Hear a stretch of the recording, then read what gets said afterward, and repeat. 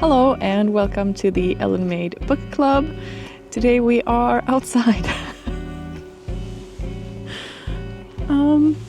I usually film my videos at home in the comfort of my own living room in front of my bookshelves, and my boyfriend usually leaves the house so that I can film. Sometimes he has plans, or sometimes he just goes someplace because he knows that I'm more comfortable filming when I'm alone.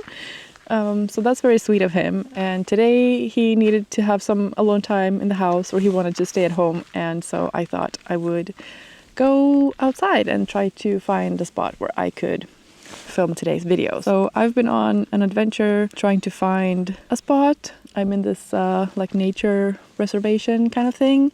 It's so far been pretty quiet here, but there was a couple walking their dog and I was just like, don't mind me.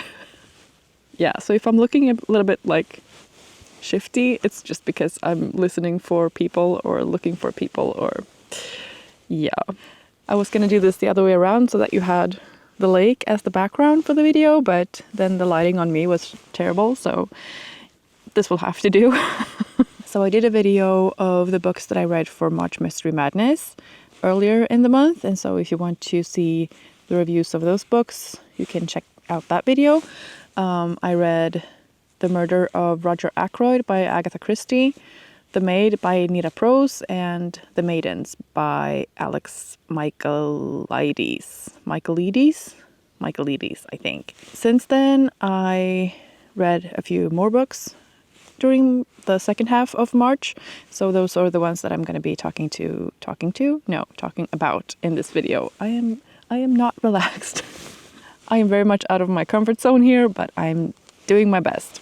The first book that I want to talk about is The Seven Husbands of Evelyn Hugo, which I had been sort of skeptical about. I didn't think that it would be for me for some reason.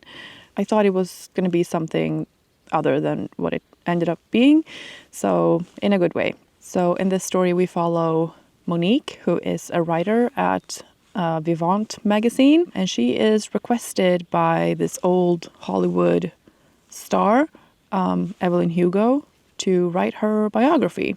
So the majority of the book is Evelyn Hugo telling Monique about her career and her personal life, relationships, and there's more to the story than Monique or we as a reader first realize. I listened to this on audiobook, which was the first time I ever listened to an entire book on audio, which was an interesting experience in itself. But I really enjoyed it, and I think because it was the first time, I didn't have anything to compare it to, but having listened to more audiobooks since, I can say that the audiobook for Evelyn Hugo was very well narrated.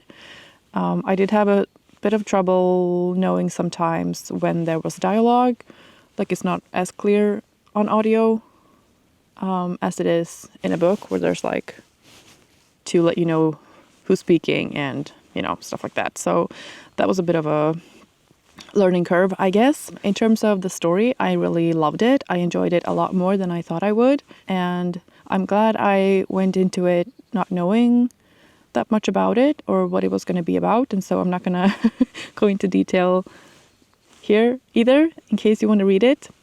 I would just recommend to try it, even if you think that it's not going to be for you, because it was a really good story and it was very well told, and it's not maybe what you think that it will be. So I thought it was entertaining, emotional, intriguing, realistic, but also sort of Hollywood magic kind of thing. It really read like a movie. It was really easy to picture everything happening and all of the people in this book. I enjoyed the structure of the story, how it was built. I enjoyed the dialogue, the characters, the complexities of the story, the moral gray areas. I think it's a fantastic novel, basically, and I highly recommend it. This is the first book that I've read by Taylor Jenkins Reid, but I'm definitely wanting to read more books of hers. I do have one that you're sitting on. moment. I do have Malibu Rising that I want to read, so that's going to be on a future TBR, maybe for May. Let me just put you back on top of it. I've also heard good things about Daisy Jones and the Six, and I can imagine the structure being similar to Seven Husbands of Evelyn Hugo, in that it's also structured in an interview sort of format. So I'm not super intrigued by that one for some reason, but maybe that's how I felt about Evelyn Hugo before I read it. So I'm open to it, but I'm probably going to start with Malibu Rising. Okay, so one book down. We're definitely having some April weather where I live. One day, like a week ago, it was about 16 degrees Celsius, like a really warm spring day. And then the following few days, we had like that much, like a lot of snow. And now that's sort of melting. And today is like 5 degrees or something. And then tomorrow it's going to be 16 degrees again. So, I don't know. Hopefully warmer weather is coming and we can have more videos outside that maybe look a little bit more happy than this background. Anyways, next book. So next up is Yellowface by R.F. Kuang. I had heard really good things about this book as well, obviously, like it's been everywhere. I wasn't super sure that I would enjoy it, but I kind of wanted to see what the hype was about, basically. So this book is contemporary. It's about the publishing industry, and it's about, what's her name? Juniper. So Juniper is a writer. She is white, and she has a sort of frenemy relationship with Athena, who is also a writer and who is Asian. And Athena is a lot more successful as a writer than Juniper is, and so there's some jealousy there. And so when Athena suddenly dies, and Juniper is there when she dies, she sort of in a panic steals Athena's manuscript for a new novel and then passes that off as her own, which is obviously problematic. And she also publishes it under a more Asian-sounding name. She uses her middle name, which is Song, as her last name. And so that kind of creates an ambiguous, are you also Asian? Or like, do you have Asian heritage? What's your claim to this Asian story, which is what the manuscript was. So the book is told by Juniper, like from her perspective. So we hear her sort of internal dialogue and sort of what happens in the publishing industry as this happens, and like her fear and paranoia of being found out, and sort of trying to rationalize this decision that she made and trying to make it wasn't so bad, but also she sort of realizes that it maybe wasn't the best thing to do. I listened to this on audiobook as well, which I think affected my experience, and maybe not in the best way. I thought it was really great at the beginning, but then sort of the longer it went, I don't know if it was the actual story of the book and how it's written, or if it was the narration. It just sounded so whiny to me. Like, this is one of those instances where you read a book and you can see its merits, and like you can see, like I can understand that this book was probably written to be whiny and paranoid, and like she's annoying. You're not meant to be on Juniper's side in this because it's so obviously wrong. But I can't really say that I enjoyed it very much. It felt very whiny, and it was just like, you kind of made your bed now, and I think you need to lie in it.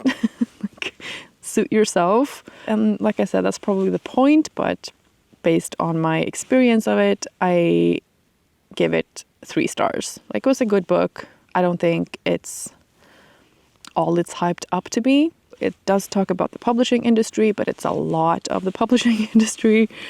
I also think that anybody who knows anything about any kind of systematic racism is already aware of the things that are discussed in the book. Like, it's not something new, I didn't feel. That being said, it's still a problem, so it still needs to be discussed however many times it takes for it to not be a problem anymore. I'm just saying that it wasn't like a mind-blowing experience for me personally, but I did appreciate the fact that it highlights the Asian American experience, because I think that that's often left out of discussions about racism and discrimination. So that's good. I'm glad I read it just to know what the hype was about and to, be able to say that I have read it. It's not necessarily one that I would recommend, or, I don't think you're missing that much if you don't read it. But if you're curious, definitely go ahead.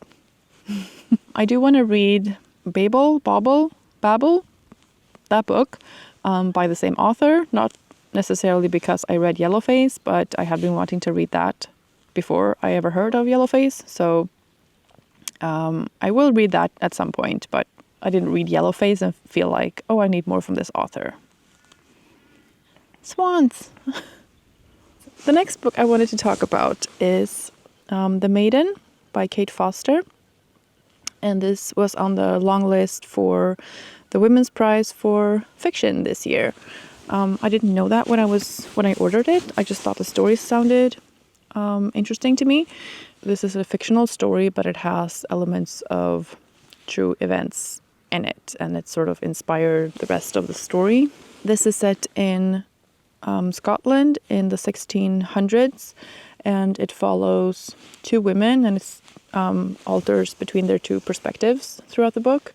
And those two people are Lady Christian Nimmo, who is being sentenced to be beheaded for murdering her lover. And the other person is Violet, who works at a brothel in the same town. The story starts with Lady Christian being in jail, waiting to be beheaded and trying to not be.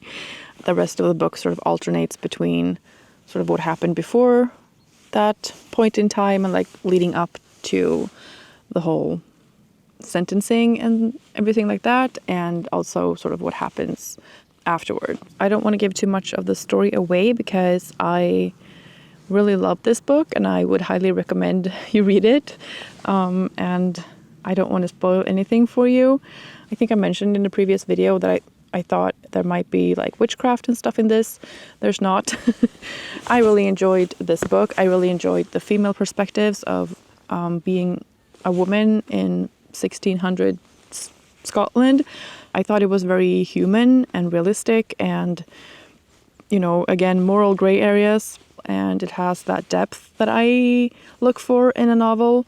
I think the reason I love this so much is because the story is good. Like, there's a good plot. There's a good and interesting, fascinating, and thrilling crime story, and you want to find out what happened that day when the murder occurred and like who's guilty and why, and then there's also the layer of the female experience and all of the very raw realities of that. Yeah, I really liked it. I also think it's written in a sort of unapologetic way. It just tells it as is. It just is. I think it's written in a way that doesn't make the female realities less real than a male one. I'm not really sure how to articulate this. It's just that sometimes whatever the experience is or whatever the perspective is, it can be so like, yeah, but this is an odd perspective, or this is a different perspective from the norm. Like, this is a very specific experience that only women have. Or only people of color have, or only whatever, like only this minority has this experience, so therefore it is less real. Like, it's just a particular kind of reality that doesn't apply to actual reality. And I think the way that this is written is just, it's a female perspective, but it's not like on the nose, like, yeah, but this is only for the women. That's just how I felt. I just felt like this was the reality, and that was just as real as anything else. And no excuses were made for telling this story instead of the story of the men. That being said, I think it did a very good job of describing the realities of being a woman in this time period, and it's very raw in terms of like menstruation and chamber pots and that kind of thing, and also the roles that they have in their own circumstances and what that means. I really enjoy the writing. I thought it really set the tone for the time period, and it had a very nice flow to it. The different characters are really written with a different tone of voice. It's easy to recognize the voice of Violet. She's a bit more coarse. I highly recommend it. I loved everything about it. I have nothing negative to say about it at all. Yeah, I really liked it. I really wanted to keep reading it as I was reading it, and I also didn't want it to end. This is a debut novel by Kate Foster, so there isn't anything out yet for me to read by her, but there is another book coming out in June this year called The King's Witches, available for pre-order, and I might just do that. I'm also currently listening to The Burnings by Naomi Kelsey, which is also set in Scotland and does have witchcraft in it. So if that's what you were hoping for in this, maybe check out The Burnings instead, or after, or both, you know? Okay. Yeah. I'm sorry, but don't bite me. The last book I want to talk about is Stone Blind by Natalie Haynes. This one I listened to on audiobook. It is a mythological retelling of the story of Medusa, and I thought it was fantastic. So the central story in this book is about Medusa, who is the girl with the snake hair, who can turn you to stone if you meet her gaze, basically. So she's not a very positively presented character normally. Like we usually know her as a monster of Greek mythology, because of the snakes and the stone and all of that. And this story sort of tells her story from her perspective, and the relationships and the loves and the experiences that she goes through before she has the snakes and before she can turn you to stone. So the central story is Medusa, but then there are also a lot of like side stories or like other myths related to her story.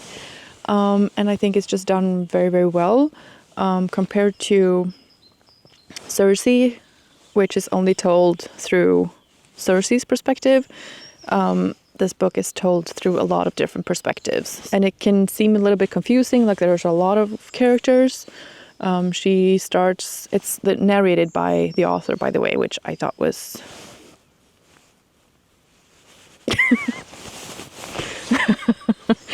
it just added another layer, and it just really felt like the story got told the way it was supposed to be told.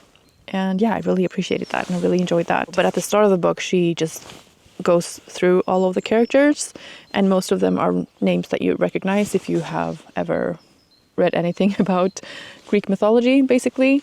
Like, it's not super important to know exactly who all of them are, but they all sort of weave this story, and they all play into what happens to Medusa.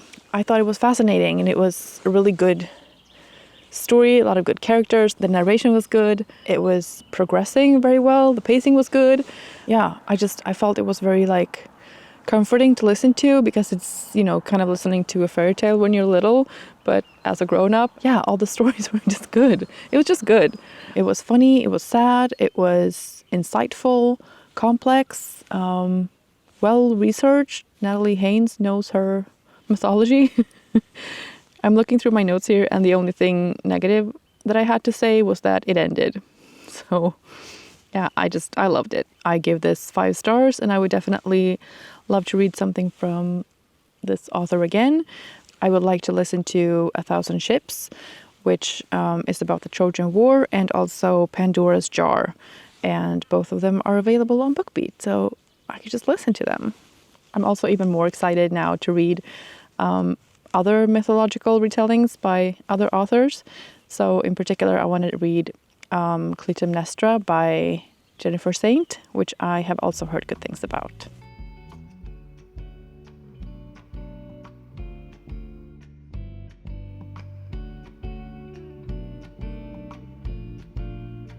I really enjoyed my reading the second half of March. I really particularly enjoyed The Maiden, would highly recommend. I would recommend The Seven Husbands of Evelyn Hugo and Stone Blind by Natalie, Haynes. Yellowface you can read if you want to know what the hype is about, but I don't consider it a literary masterpiece. Or very enjoyable, which I think the rest of these books are. So those are my thoughts on that. I hope you enjoyed this video. Thank you so much for watching and being here. Let me know if you have read any of these books or if you're planning to read any of them, or what you're currently reading. If you have any recommendations for me, I would love to hear that. So yeah, I think that's it for now. Thank you so much for watching, and I will see you in the next one. Bye.